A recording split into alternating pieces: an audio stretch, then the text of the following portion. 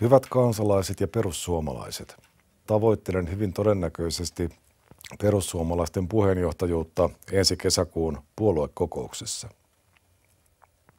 Tällainen tilanne ei ole terve, on syytä olla huolissaan. Kerron seuraavaksi hieman miksi. Ensinnäkin Timo on johtanut puoluettamme 20 vuotta. Minun valintani puheenjohtajaksi tuhoaisi kaiken tämän.